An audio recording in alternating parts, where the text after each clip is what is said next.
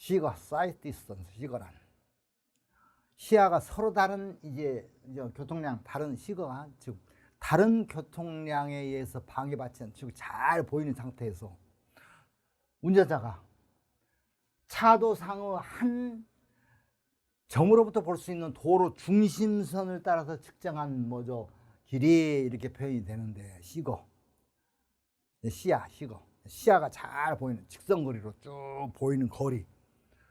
시거가 많이 확보될수록 좋겠죠. 근데 이제 곡선 구간에서는 시거가 확 제한을 받잖아요. 또 특히 곡선 구간의 안쪽 좌로 꺾여진 도로에 어떤 돌출 부위에 옹벽이 설치되어 있다 그러면 시거가 더 제한되죠.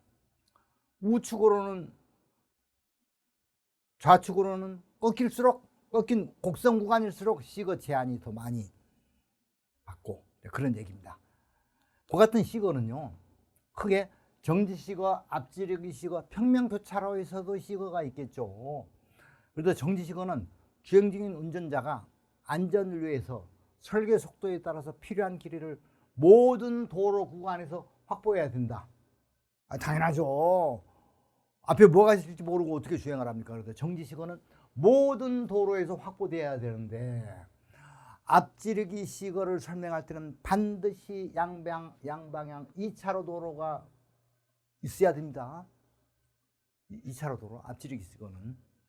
그래서 앞에가 천천히 가는 차가 있으면 싹 이렇게 추월해 갈 수 있도록 도로의 효율적 운영을 해서 설계 속도에 따라서 적정한 간격으로 이 필요한 구간만큼 싹싹 앞지르기 할 수 있도록 양방향 2차로 저급도로에서는 앞지르기 시거를 확보해야 주고 특히 평면 교차로에서는 이런 얘기가 있죠. 시거 삼각형대의 정지 시거와 판단 시거를 함께 검토해서 확보해야 된다. 정지 시거는 앞에 그 얘기고 판단 시거는 뭡니까? 운전자가 이 교차로에서 갑자기 뭐가 나타날지 모르잖아요. 그런 잠재적인 위험 등을 인지하기 어려웠기 때문에 또 적정한 속도하고 좌로 갈지 우로 갈지 어떻게 좌회전 차로를 탈지 등등의 선택 한 경로에 대해서 대항 차로에서 어떻게 나오는 건지 등에 대처하기 위해서는 볼 수 있는 판단할 수 있는 시거가 필요하더라. 그 시거 삼각형 내에서의 판단할 수 있는 시거 삼각형이라 하면은 이 교차로에서 얘기겠죠. 이게 교차로에서 오른쪽 좌측 우측 좌측 진입한 운전자가 교차 상황을 이게 인지하는 데 필요한 범위를 이제 사이트 트라이앵글 시거 삼각형이라고 하는데 평면 교차에서는 이와 같은 시거 삼각형 내에서의 시거도 함께 검토를 해야 되겠다 막 이런 얘기가 이제 시거에 대한 개요 부분으로 볼 수 있겠죠. 자, 그래서 정지 시거 하면요 정지 시거 계속 나와요. 단답형이고 논술형이고 정지 시거 무슨 뭐 미국 기준하고도 막 비교하라 뭐 이런 얘기도 나오고. 자, 한번 보죠. 정지시거 쭉. 그래서 요 논술형, 단답형 구분 않고 정지시거에 대해서 쓸 수 있는 내용을 몇 장 정리해 봤습니다. 자, 앞에 잠시 두 줄로 표현을 했습니다만 정지시거를 제대로 표현하려면 이거죠. 운전자가 동일한 차로상에 있는 이 고장차 등의 어떤 장애 위험 요소들을 인지하고 뭐가 있다. 그러고 나서 브레이크를 걸어서 제동을 걸어서 안전하게 정지하거나 이걸 싹 피해 갈 수 있는 필요한 길이를 설계 속도에 따라서 산정해 줘야 되는 거죠. 설계 속도가 빠를수록 더 많은 정지 시거를 확보해 줘야 된다 그 얘기겠죠. 이 같은 정지 시거의 측정 방법은 크게 세 가지인데 운전자의 위치는 주행한 차로 중심선상에서 차로 중심선상에 운전자가 있다고 보고 근데 실은 아니에요. 왜? 내가 차로 중심으로 차를 몰고 간다 하더라도 우리나라 차의 운전석은 중심 좌측에 있잖아요. 약간 좌측으로 편기가 돼 있어요. 정확하게 계산하면. 그렇더라도 그냥 차로 중심선상의 위치를 기준으로 하고 운전자 눈높이는 이제 평균적으로 도로 표면으로부터 한 1m. 소형차 운전석 높이 기준. 트럭이나 이 트레일러는 훨씬 높잖아요. 자꾸 거기까지 생각하지 말고 그냥 정지시거 하면은 중심선에서 평균적으로 한 100m, 100cm 높이에서 같은 주행차로 이 중심선에서 높이 한 15cm 아주 낮은 부분까지 어떤 장애물을 인지할 수 있는 이런 기준으로 정지시거를 측정하는 이론을 얘기하는 거죠. 우리 도로 설계 기준에 보시면은 설계 속도와 시거와의 관계를 이와 같이 일정한 정지 시거를 확보해야 된다라고 규정을 정해놨습니다. 모든 도로죠, 모든 도로. 모든 도로는 설계 속도에서 아래 표값 이상의 정지 시거를 확보하도록 규정을 해놨는데, 예를 들면요, 간단하게 볼까요? 100km든 80km든 한 155 내지 110 요 정도 정지하는데 필요한 거리가 필요하다. 2차로 도로에서는 이제 앞지르기 시거, 아까 앞지르기 시거라고 그랬잖아요. 앞지르기 시거는 훨씬 많이 길어야 돼요. 똑같은 80을 보면요, 정지 시거는 110인데 2차로 도로에서는 540.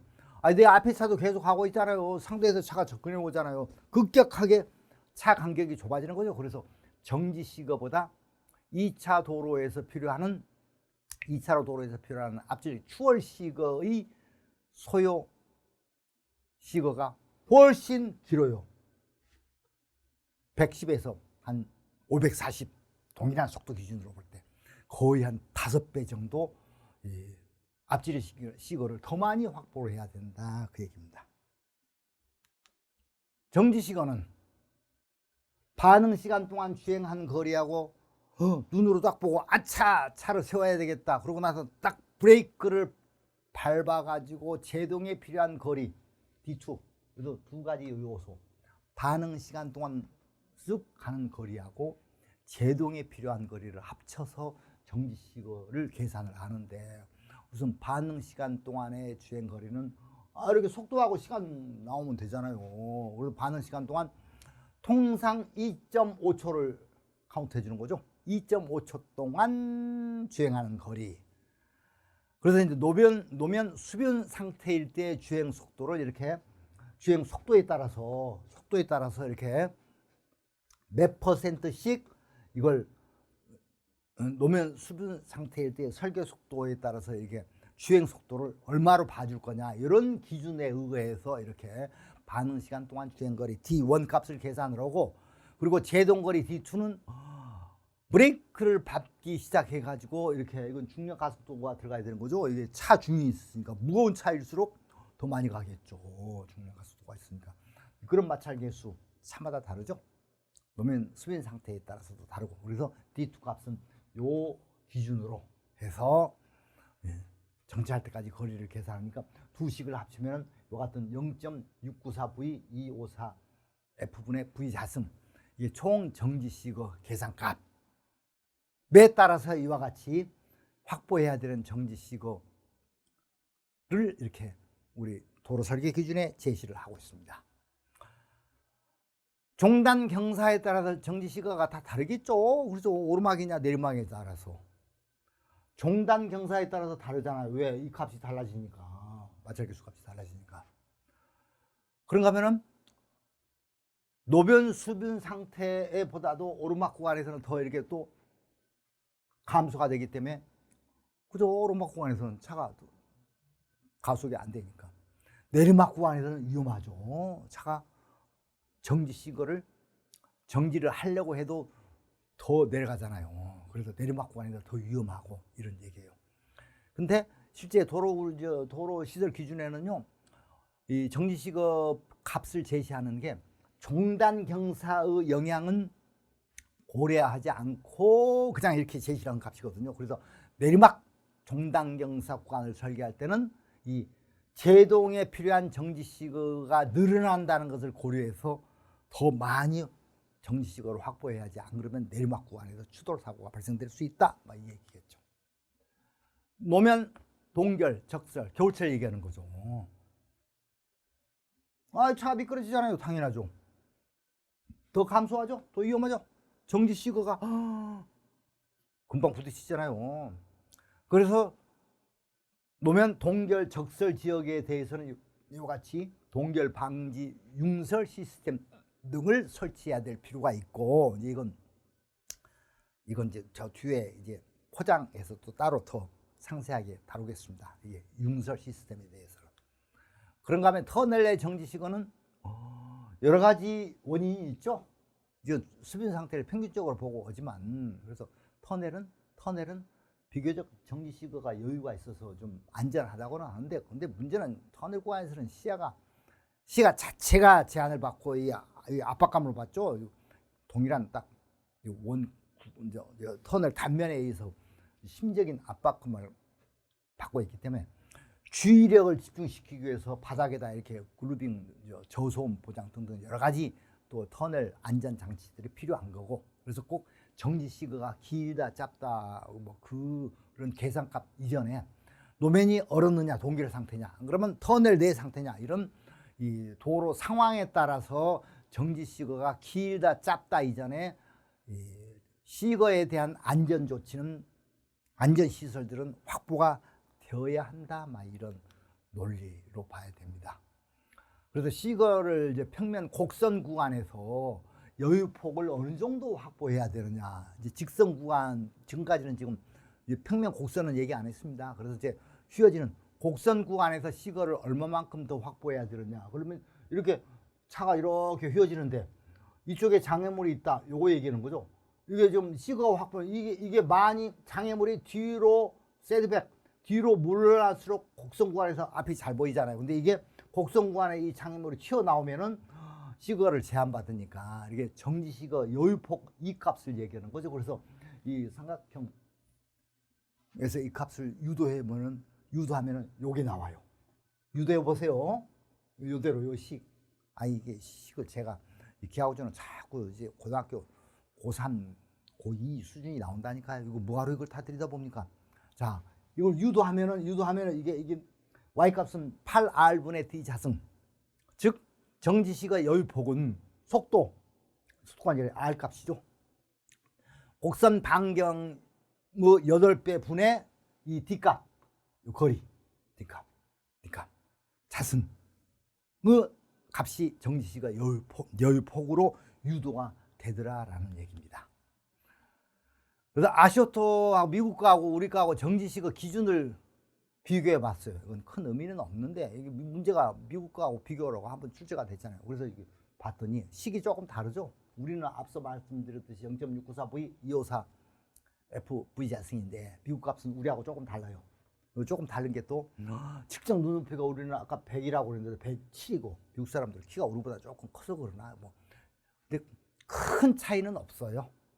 우리가 미국 이게 아시도 기준을 갖고 우리 실정에 맞게끔 이게 정리를 해놨기 때문에 그렇죠.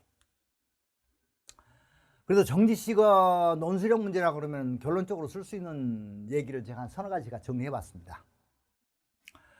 일반적으로 정지시거는 노면 수분 상태의 종방향 미끄럼 마찰 계수를 적용해서 산출을 하더라. 그리고 평면 곡선부의 평면 곡선부 절토 구간에 L형 옹벽이 설치됐을 경우는 시거를 제한을 받는 거죠. 그래서 제가 교재에 이렇게 예지 문제를 쭉 한번 제시를 해봤습니다. 그래서 주행차로 중에서 우측으로 휘어지는 곡선 구간을 통과할 때는 최저 정지 시거 값이 확보가 안 되더라. 위험하다. 그 얘기입니다.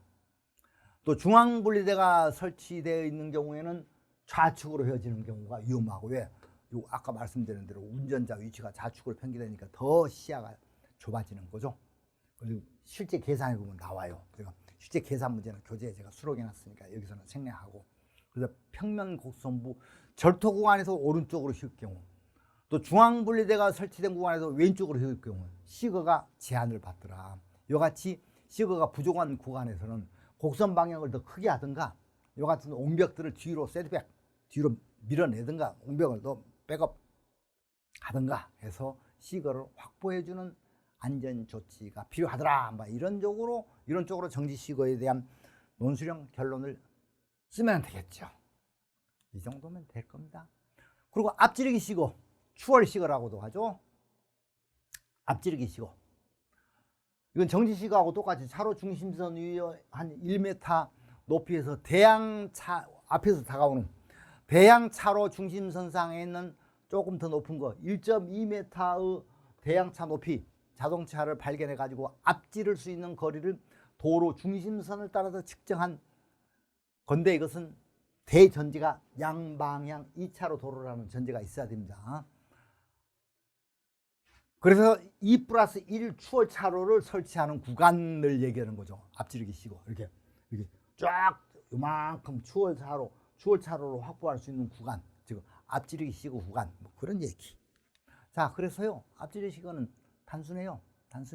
어떤 전제 조건이 필요한 거죠.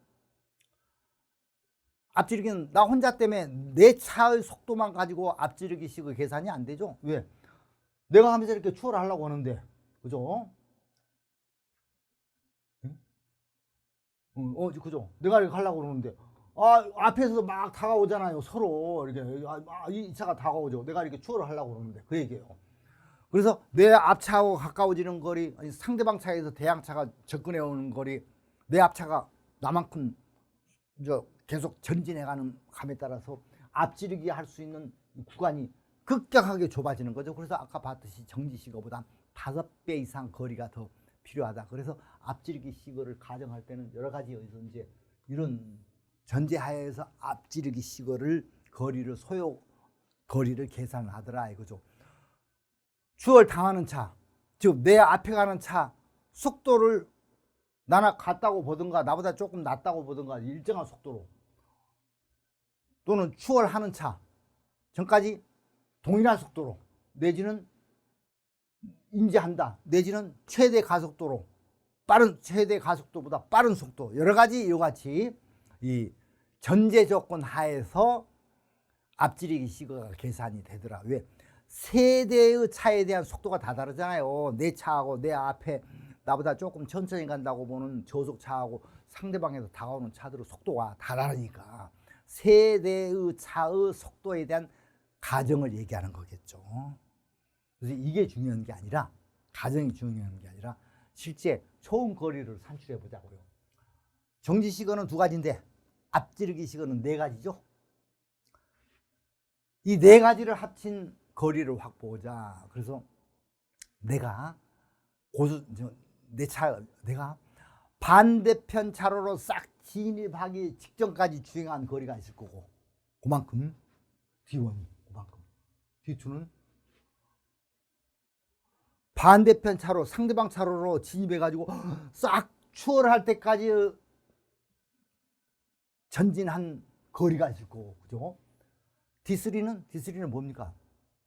여유거리가 필요한 거죠. 저쪽에 반대편 차로 내가 싹 추월하는데 이 반대편 차로가 코앞에 있으면 안 되잖아요. 그래서 그만큼 여유거리를 한 일정 구간 안전 여유거리를 확보해야 되고, 그리고 그 동안에 마주오는 차가 지가 쫙 오고 있잖아요. 그 차 속도 4가지를 다 합쳐야 앞지르기 총 거리가 나오는데, 각각의 속도가 다 다르니까 좀 전에 그와 같은 한 4대까지 가정을 전제하에 이걸 계산할 수가 있는 거죠. 그래서 앞지르기 시거를 설치를 할 때는 앞서 봤듯이 정지 시거보다 워낙 길게 필요하니까 2차로 전체에 대해서 앞지르기 시거를 설치하느니 차라리 차로 하나를 더 설치하는 게 낫죠 뭐. 그래서 앞지르기 시거를 자주 설치하는 것은 비경제적이죠. 그래서 이 빈도, 간격, 어떻게 범위를 정하느냐, 그래서 앞지르기 확보 구간의 존재율이라는 얘기가 있어요.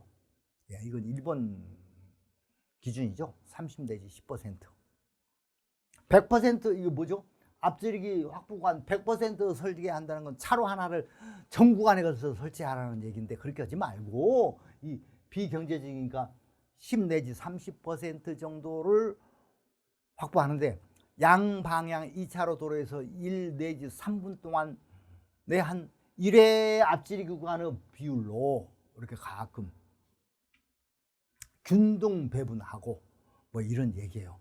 근데 산지부 같은 경우는 거의 앞지르기 안 되죠.